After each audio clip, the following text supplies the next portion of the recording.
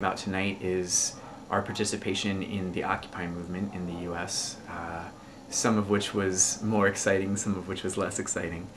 And, in those cases, what is interesting for us about it is not the politics of the movement. Some of the Occupy politics were very reactionary, but that we think it shows a new tradition of struggle, a new way of people coming together. And so this is an example of the kind of thing that we're trying to analyze and understand in the presentation that we're doing tonight. Mm-hmm. So some of our actions have been in the context of those bigger movements, and then a number of different campaigns around challenging the political process, challenging the presidential votes, supporting resistance in the workplace, putting out records from bands, just a whole lot of different things based on the interests of people in the collective. The first full-length book that our collective produced was called Days of War, Nights of Love. And and that was one of the things that characterized our original political analysis was thinking about love and about passion and what these things have to do with revolutionary struggle. And again, this has to do with our politics developing not out of going to college and reading lots of Karl Marx or being part of a big federation and trying to defend an anarchist place inside the left, but out of our own experience of what was most meaningful to us and how our desires brought us into conflict with the hierarchies that we found in the economy, in the organization of society, in gender roles, in all of these different systems that society is set up to keep these hierarchies in place.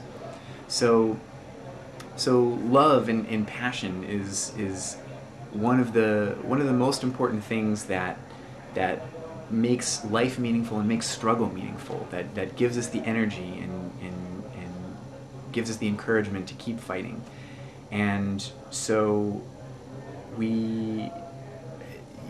Crime is, particularly the early books, are sometimes criticized as promoting a politics of lifestyle or a politics that's too individual and too based in feelings and the subjective. And I understand this criticism, but also, the North American anarchist movement over the last 10 or 15 years has catalyzed a huge number of people who were inspired by an analysis based out of our personal experience, based out of our desires and our passion, and have gone on to be involved in a wide variety of struggles. So one of the things we've learned from that is that this is actually a really important resonant place for politics to begin. But one of the lessons we can also learn is that it's not the place where politics ends, that these things have to grow together. Tonight in our presentation, we're going to be talking a little bit about, over the last century, how people have come together to fight capitalism. We think that there are three different bases, three different places to start to find other people who are interested in resisting the system. The first we call production, meaning your role in the workplace, your job, your position in the economy. The next we call consumption, the things that you buy, the subculture that you're a part of, the music you listen to, your style, that sort of thing. And the third, which is the situation we find ourselves in today in the U.S. more and more, we call precarity, which is not a shared job or a shared subculture, but a shared experience of being excluded or having no fixed place in the economy. So in the presentation, we speak about why we think that struggles that are based in production and in consumption have hit a limit, why we don't think that they can go much further. And while we certainly hope that people will still form unions, fight in their workplaces, form punk bands, and fight in their subcultures, we don't think that these are the areas that are going to grow, that are going to be new horizons for resistance to capitalism.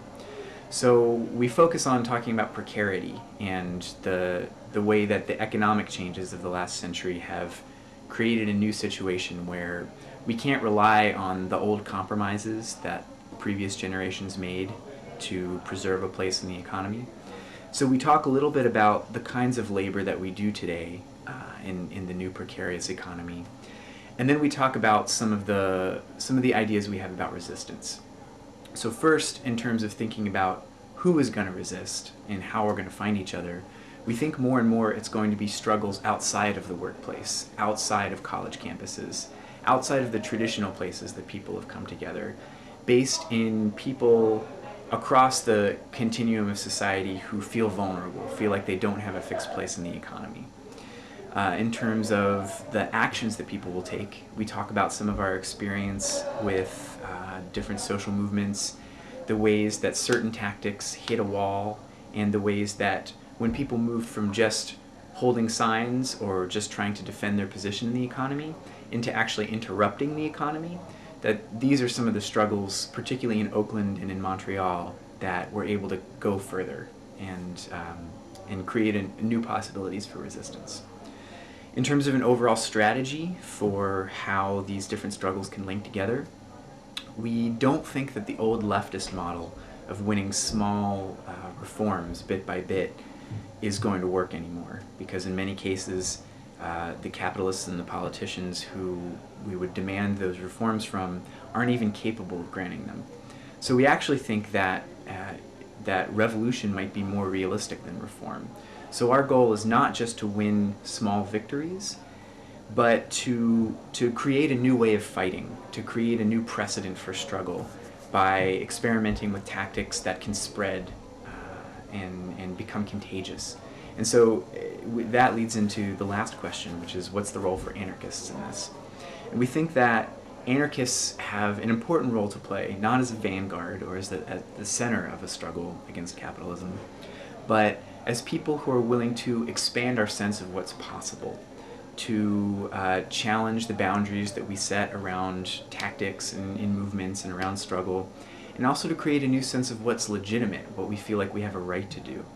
And to make these points, we talk about some stories from our town. We live in a small college town in the southeast of the United States, where we had an Occupy encampment in an illegal building occupation. And in the US, where there's not a squatting movement, anything like exists here in Amsterdam or in other parts of Europe, we were able to occupy a building for 24 hours, and in doing so, change the context of what people thought was possible and what people thought was legitimate in our town.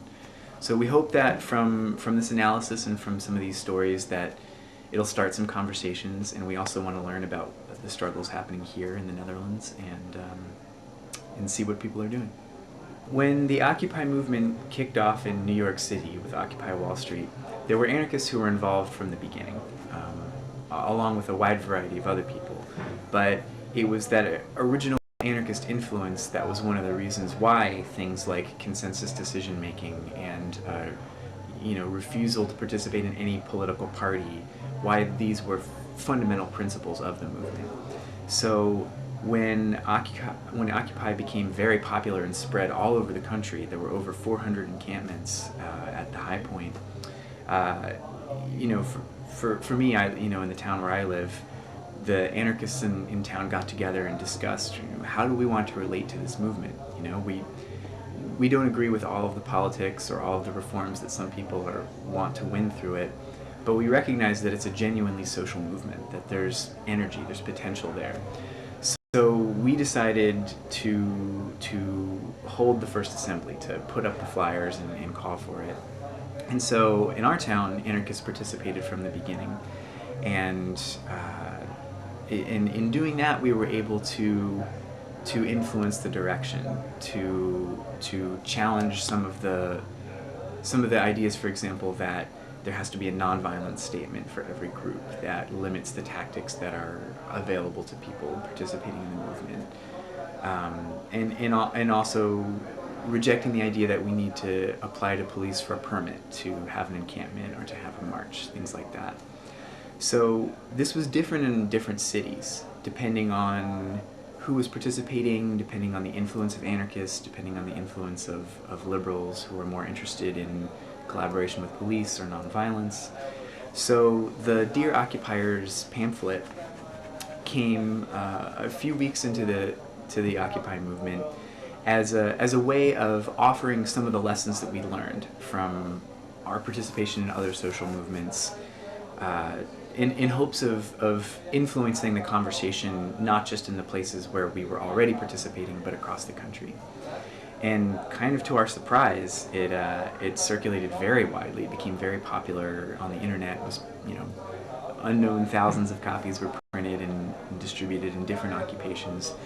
And we think it actually did have an influence on the movement. And in particular, in some of the places such as Oakland, where anarchist participation was particularly strong, and folks working in coalition with others were able to set boundaries like no police in the encampment, or